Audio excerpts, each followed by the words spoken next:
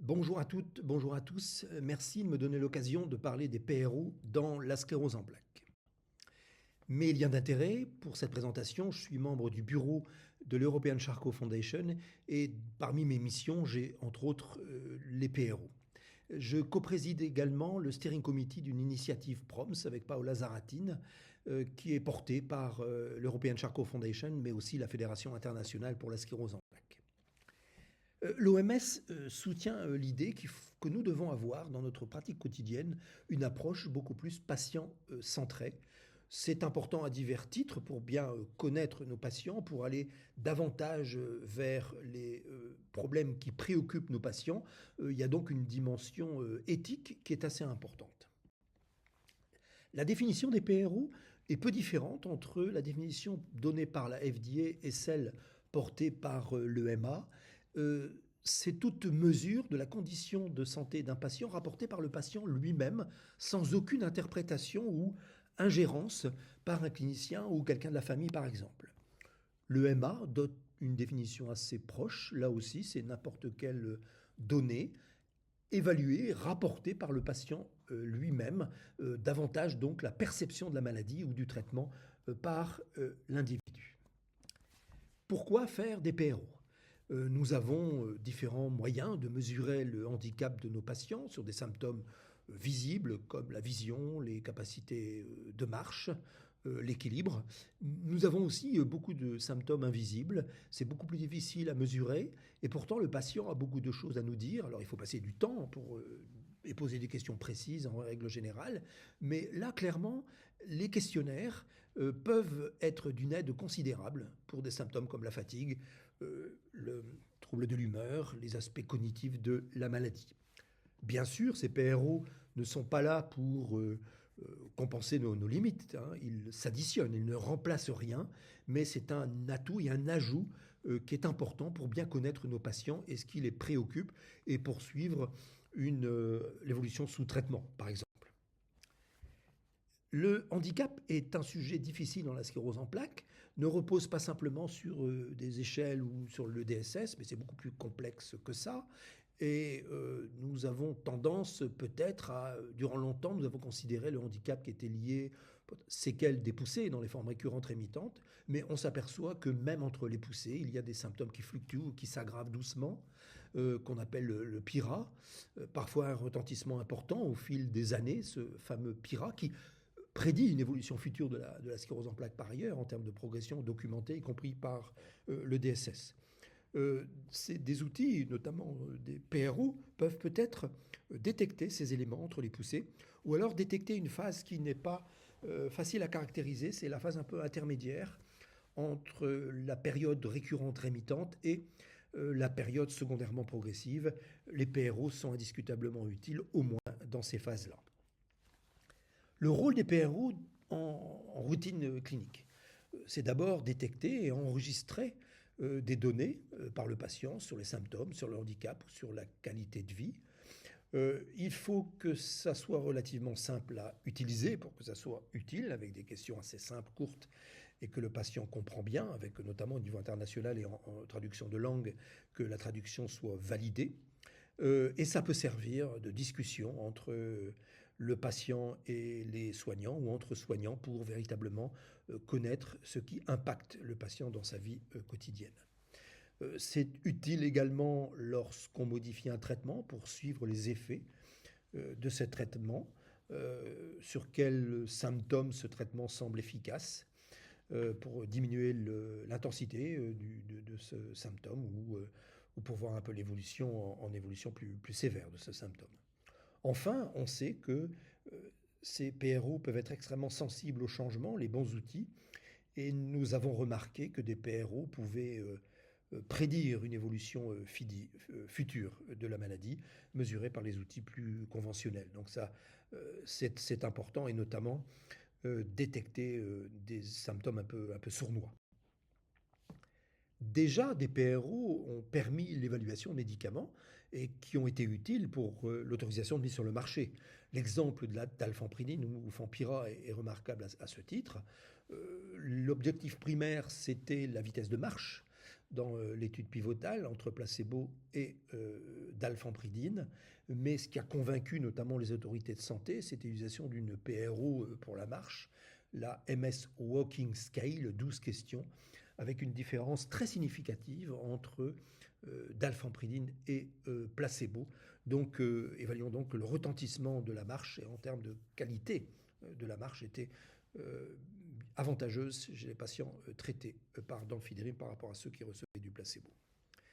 De même, le cannabis médical et le Sativex a été testé versus placebo en utilisant comme objectif primaire une échelle visuelle analogique tout simplement, avec une différence claire sur cette NRS, Spasticity Score, en faveur du Sativex.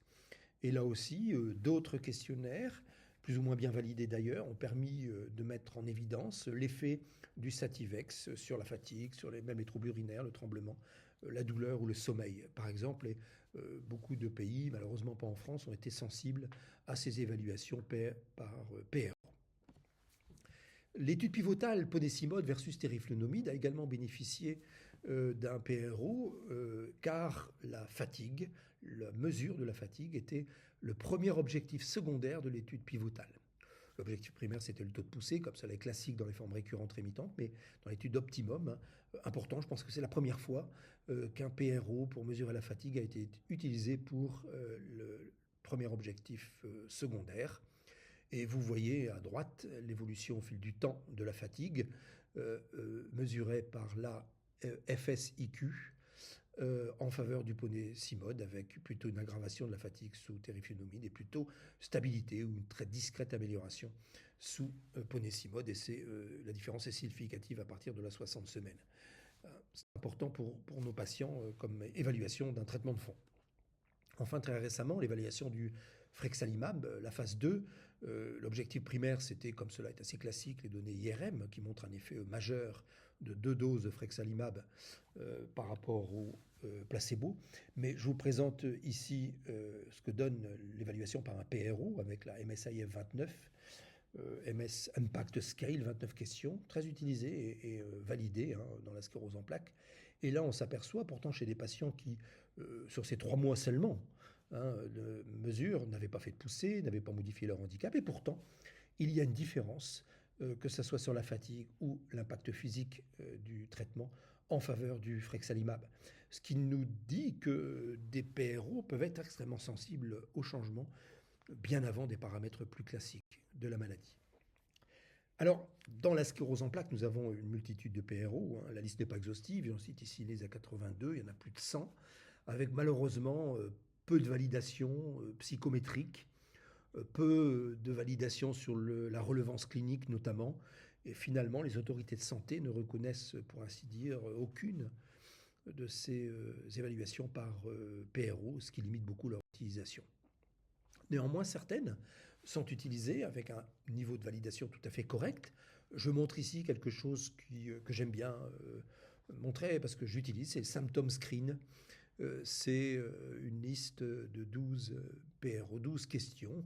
Le malade répond de 0 à 6 selon la sévérité. Et on peut s'apercevoir que c'est assez sensible au changement. Ça peut servir aussi à évaluer lorsque vous voyez un malade tous les 3 mois et 6 mois, vous reprenez les réponses qu'il vous a apportées sur cette PRO et en complément de ce que le malade peut vous dire, ça peut mettre en exergue un symptôme qui semble s'aggraver alors que peut-être que vous ne l'avez pas perçu ou que le malade ne l'a pas bien exprimé.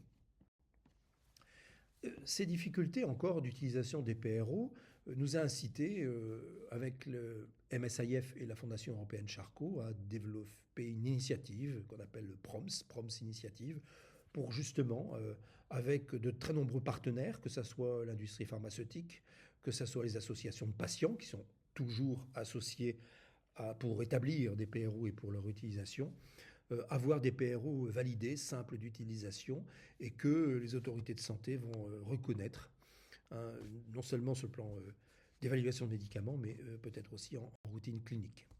Alors ça aboutit à une discussion sur de nombreux PRO et PROMS pour la mesure de ces PRO, avec notamment quelques questionnaires. Et au niveau académique, il y a les PRO développés par PROMIS, et notamment ici dans la sclérose en plaques, des questionnaires très intéressants et ces questionnaires sont sur le point d'être acceptés et validés par la FDA et l'EMA va probablement suivre. Ces questionnaires ont une relevance par rapport à la maladie, c'est évident. Des questionnaires sont assez courts et simples d'utilisation, simples à comprendre, sont été validés avec une sensibilité au changement, c'est un élément fondamental, et on peut interpréter un score relativement facilement. Deux exemples de ces promises qui sont intéressants dans la sclérose en plaques, c'est la promisse MS fatigue, 8 questions sur la fréquence, l'intensité et l'impact finalement de la fatigue dans la vie quotidienne sur les 7 derniers jours, avec la possibilité d'enregistrer sur des outils électroniques bien sûr les résultats pour pouvoir les traiter ultérieurement. Un autre élément de promisse, c'est la Physical Function 15 questions sur donc des critères de physique de la maladie, mais surtout ce qui est intéressant sur leur retentissement dans les activités de la vie quotidienne. Là aussi, de without any difficulty à unable to do, donc vous voyez le retentissement. Là aussi, c'est intéressant à suivre au long cours chez nos patients. Enfin, ces promises questionnaires ont fait état aussi de certains scores à grande échelle, avec les chiffres dans les valeurs normales ou alors modérés, légers ou alors sévères. Enfin, quand on parle de PRO et de PROMS, on élargit maintenant au monitoring avec des outils digitaux, que ce soit un monitoring passif ou actif de l'utilisation de ces outils sur différents supports, smartphones, tablettes, etc. Avec des outils qui font état déjà d'un certain nombre de validations, non seulement utilisés dans des essais thérapeutiques, mais également en vie réelle, qui permettent de colliger des données concernant les caractéristiques de la marche, l'utilisation des membres supérieurs, la vision à bas contraste ou quelques troubles cognitifs, associés à des questionnaires sur ces outils digitaux, avec le soutien de différentes associations de patients ou de sociétés savantes. Bien sûr, il y a des limites, et de nombreuses limites encore, à leur utilisation des PRO et des PROMS. Beaucoup n'ont pas été validés. Des difficultés d'utilisation et que ça soit rapporté par les patients, que ce soit lié à des troubles cognitifs ou autres, des effets d'erreurs liés aux problèmes de mémoire ou d'interprétations difficiles de résultats sur plan statistique avec les fameuses erreurs de type 2. Ces PRO et ces PROM sont souvent faits pour évaluer la progression de symptômes ou de la maladie, mais pas tellement pour l'amélioration de symptômes ou l'amélioration de la maladie. Et on a aussi pour beaucoup des problèmes quant à la relevance clinique de ces questionnaires. Enfin, donc en conclusion, les PRO et les PROMS doivent être de plus en plus utilisés. C'est très important sur le plan éthique, entre autres, parce que c'est vraiment ce que rapporte le patient lui-même et qu'il faut reconnaître, même si vous le faites dans vos interrogatoires, mais que ça soit répondu par le patient, par lui-même et non suggéré par un interrogatoire, la famille ou directement par le médecin, c'est très important pour évaluer, entre autres, les données de la vie réelle et pas simplement dans votre cabinet. Certains ont déjà d'utilisation assez fréquente. J'ai donné une liste qui n'est pas exhaustive de ce que vous pouvez utiliser, qui sont publiés comme Symptom MS Screen ou la MS Impact Scale 29 questions ou les PROMIS ou la WPAI, c'est le retentissement de symptômes ou d'une maladie sur le travail. Enfin, que ce soit dans les essais thérapeutiques ou dans l'évaluation de cohortes de patients ou sur le plan individuel, c'est avoir le monitoring actif ou passif, entre autres avec des outils digitaux. Quelques messages clés, l'importance de ces PRO et de ces PROMS pour avoir une approche davantage patient-centrée. Dans les perspectives d'un patient, c'est important. Les patients sont tout à fait d'accord pour les faire, mais il faut insister pour qu'ils les fassent au long cours. Ça, c'est encore un problème qui n'est pas négligeable. Évidemment, je l'ai dit, en complément des mesures traditionnelles d'évaluation de la maladie. Sans doute encore plus important pour les symptômes cachés, comme la fatigue ou les troubles cognitifs. Très utile pour la recherche clinico-thérapeutique, mais également en routine. Certains outils digitaux ou autres, ou même des questionnaires, peuvent, par leurs résultats, prédire une évolution ultérieure de la maladie par des outils plus traditionnels comme le DSS. Enfin, quelques exemples que j'ai donnés de questionnaires ou d'outils digitaux que vous pouvez utiliser dès à présent.